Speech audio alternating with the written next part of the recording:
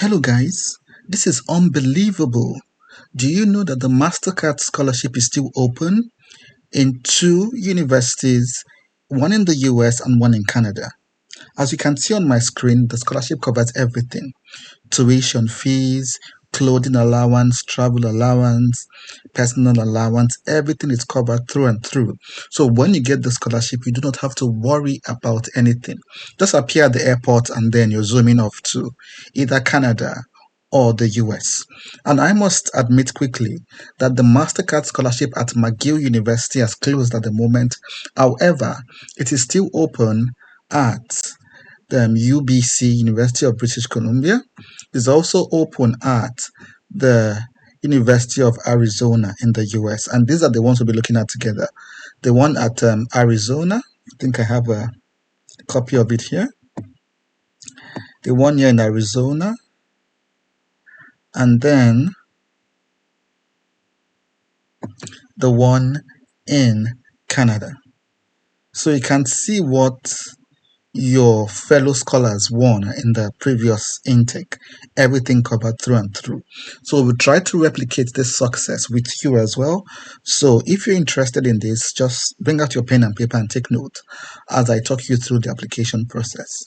Of course, there's going to be a couple of essays to write, and I also have here talking points or writing points or key points, if you like, that will help you streamline your essays and make them competitive. So this is what we'll be doing today. Welcome to my YouTube channel. It is Victor once again. It is another day and we have another scholarship. In case you're joining us for the first time, you're welcome, but where have you been?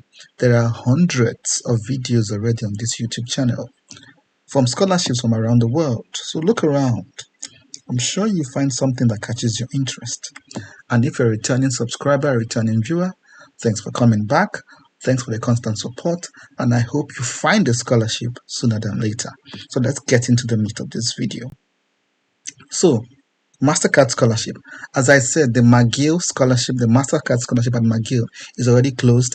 I was on a sabbatical then. I was on a break, so I wasn't making videos then. However, a number of you still applied. I know that because I got messages from you. Fortunately, this scholarship is still open with the same goodies at UBC and at the University of Arizona. So let's begin with the University of Arizona. So the deadline here is on the 14th of September, less than 2 weeks. So you have to start putting your documents together. The MasterCard scholarship, as a number of you know, is for applicants from African countries. And for Arizona, these are the courses eligible for the masters. So these are the courses covered. At UBC, you have different courses as well. Not exactly this one. UBC, we can check the courses here. About food science, food technology, forestry, data science. Here we have more of data science, a bit of environment as well. So hopefully there is a course here that catches your interest and that aligns with your academic background and your professional work experience as well. So you can read the application instructions on your own, usually from the African continent. Usually you do not have your master's already, usually below 33 years of age. Usually you have concluded your or about to conclude your undergraduate degree. You can see that you should have your undergrad by August 2026. So it means you should be rounded off now or already have a master's in hand. I must be able to live in Arizona. And of course, for the one in Canada, you'll be living in British Columbia in Canada. So what does it cover? It covers everything. You can see here, visa fees, English tests, everything is covered. Books, medicals, you have everything covered. You don't have to worry. So the major thing is that how do you apply? So this is very important, and I think we should emphasize on this. You apply first for the scholarship. So let's do this. All applicants must first apply for the scholarship. So what does this mean? You do not apply for admission. This is it here. You do not apply for admission at the University of Arizona.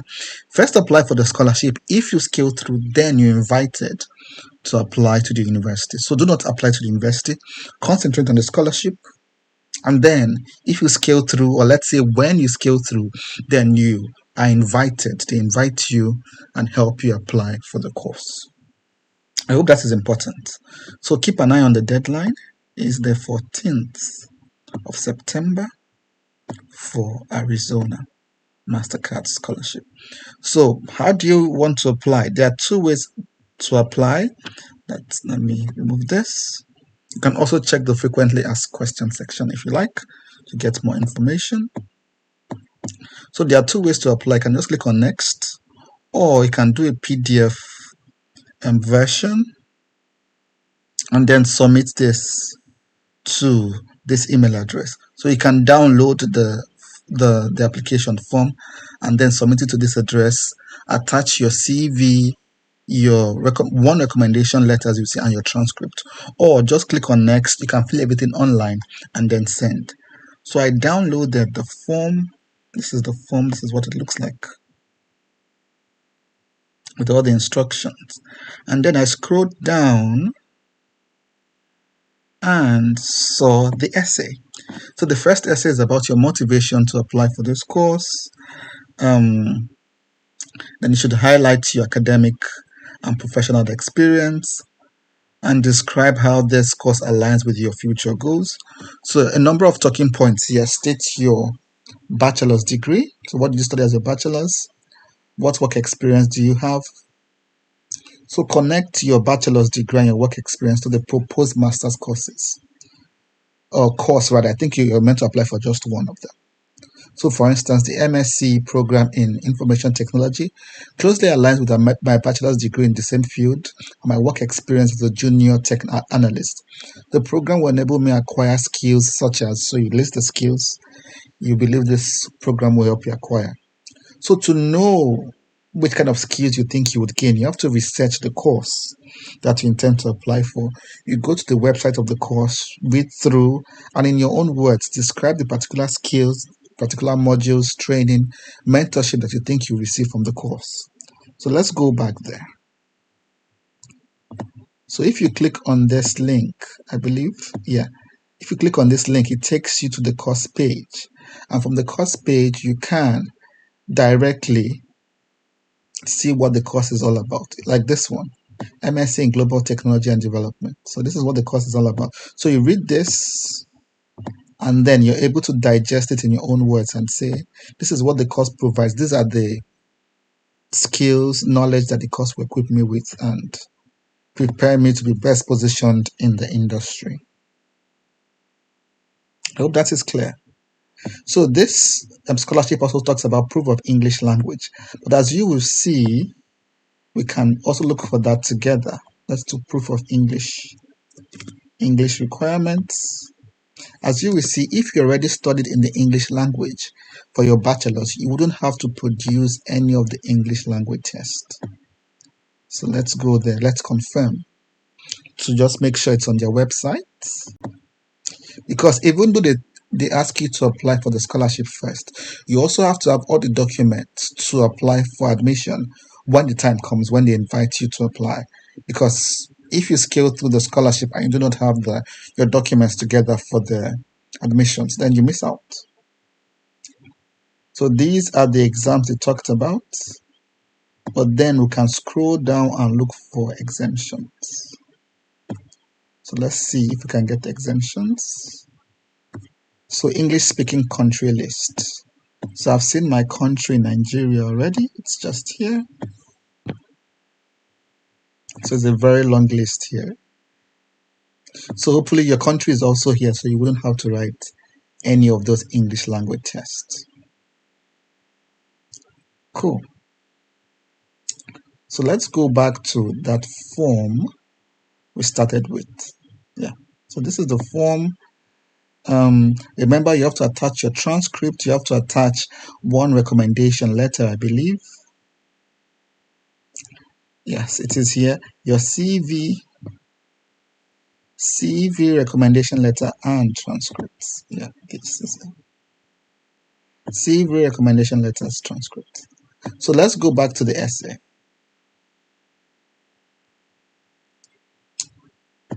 So connect your work experience and your BSc program to the master's you're applying for. Research the master's and look for particular skills, particular modules you'll be learning that will help you. Then explain your long-term goal. For instance, say you want to start your own startup or join a technical team in your country or join an international organization. Yeah, the spelling here is organization, caps lock, still okay. Once the Z, that's fine.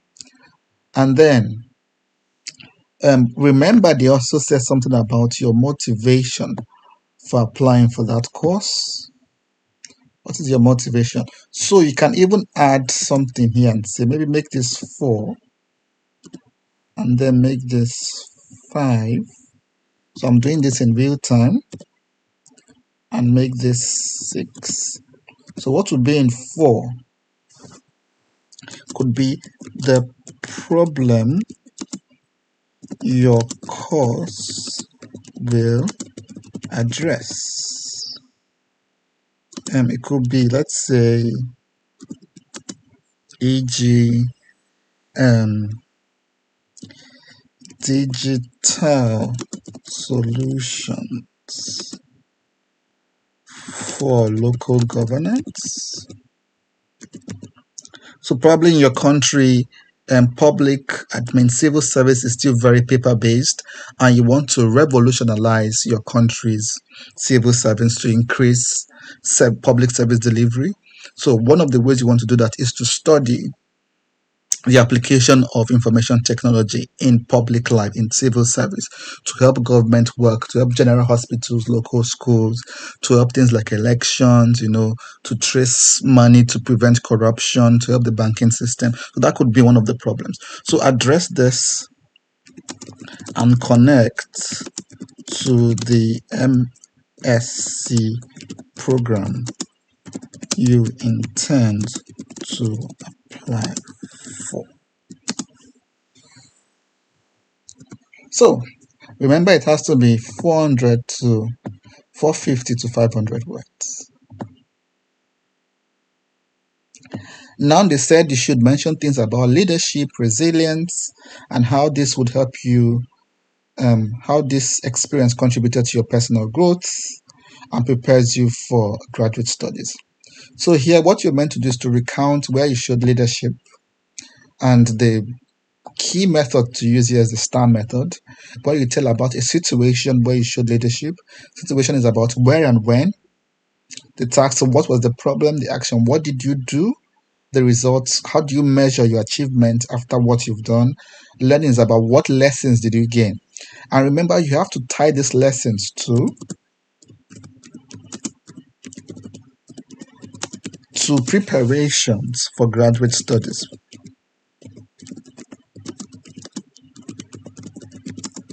You see? Because they are asking, explain how this experience contributed to your personal and professional growth. So the lessons you've learned teamwork. Let's say, e.g., teamwork. Is teamwork a word or 2 words? You can check that for me. Teamwork, you learned resilience. Okay, my spelling is off because I'm typing too fast. Teamwork, resilience. What else? So all those virtues you learned from that experience, bring them here, and you believe this would help, and explain how these lessons will help you your graduate studies. So teamwork, resilience, perseverance, show that or explain how these things will help your graduate studies, because graduate studies is usually difficult, needs teamwork because sometimes you're working in groups, needs perseverance, exams, you have to take exams, you have to write papers, and explain how this task you undertook has equipped you with skills. You can also write here networking.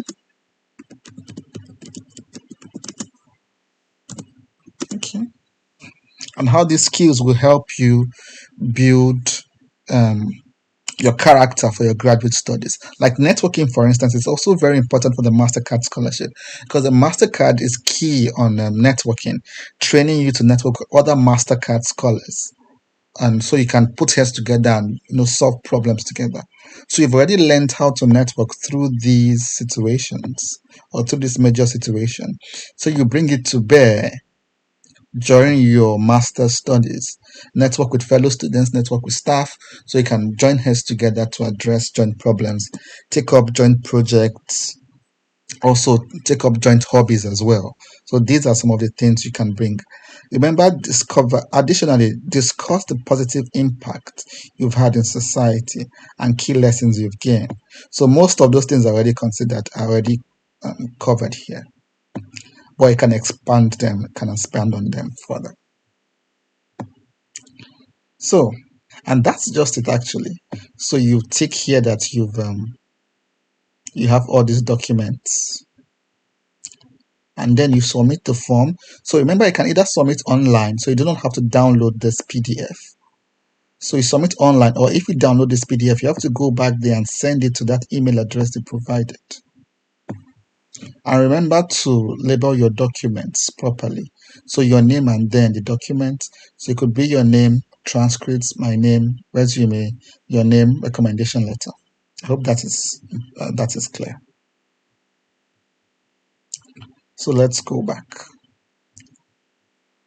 So let's scroll down once again just to make it clear. So 2 ways to apply. You can apply through Next. You see exactly the same form we've seen, or send it to this email address. I hope that is clear. So can we move to UBC at the moment? Yes. Good. Great. So now we're at UBC. We've seen the courses. Let's scroll up there as well.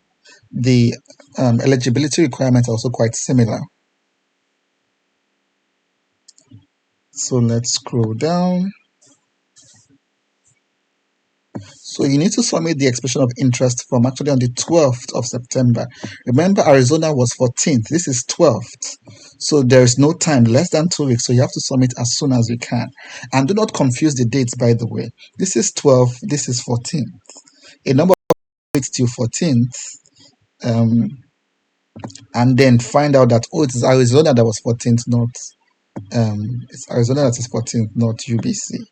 So please have that in mind and do not get confused. Write the date down now, put it in your clock, in your alarm or something, and probably submit 2 days before or something, or a day before, in case something goes wrong the final day, so you're not caught unawares.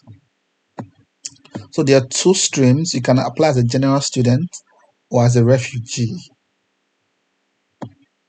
So what documents do you need? You need your resume, I think 2 recommendation letters. So attach this to your application and then your transcript. Cool.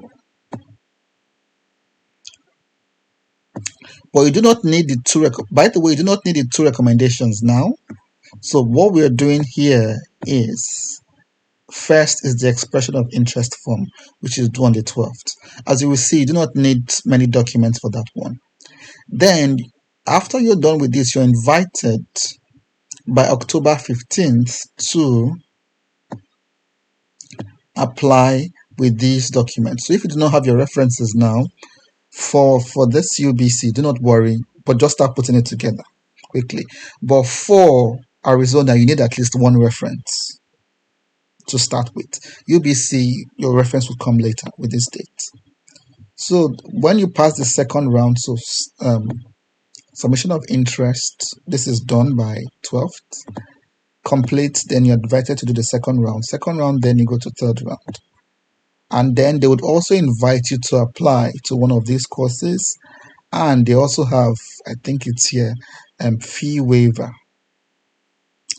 They have fee waiver for you. So it means you wouldn't have to apply, you wouldn't have to pay, rather, You wouldn't have to pay for the application fee because they have it covered for you. So the timeline is here for you as well. Okay. So what does the expression of interest form look like? The one you have to fill before 12th of September. So this is it. I've opened the document, a copy. It's very straightforward about yourself, biodata, and the rest of them. And then asked for an ID, and I kept a document there, attached the document.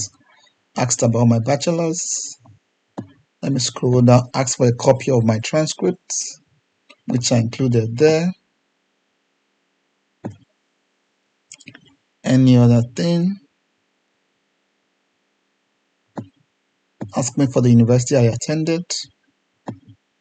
Asked me for the course I intend to apply for. And then I just confirmed I've met the minimum requirements. And then yes, the declaration. Just type your name here. Answer where you found about the scholarship. And then you're good to go. So remember, expression of interest closes on the 12th. From 15th September to 15th October, you go to the first round. And there they might tell you to answer some essay questions while you're applying for this course. What is your future goals? Explain your leadership experience, just like what we saw in Arizona. So you can come back to this video and get inspiration from that Arizona document. And then, of course, you're invited to apply for the, what do they call it? The particular course you're interested in. And I think there's going to be an interview much later. So there you go. I hope this was useful. So just relax, read the instructions, and make sure you keep to the deadlines, and you'll be fine. And of course, get my tips. Use it to inspire your own writing. Use these talking points or these key points to inspire your own writing.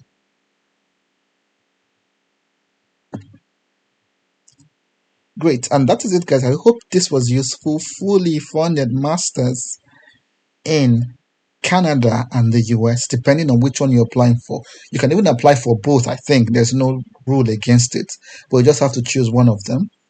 So fully funded, everything is covered through and through. As usual, guys, I cannot wait to celebrate you. So do not forget to subscribe because many more videos like this are coming your way. It's the application season. Application windows are opening all over the world, so do not miss out. Subscribe and you get updated if anything comes out. As usual, guys, we cannot wait to celebrate you. So get to work, and I will see you at the top sooner than later. Bye bye for now. Cheers.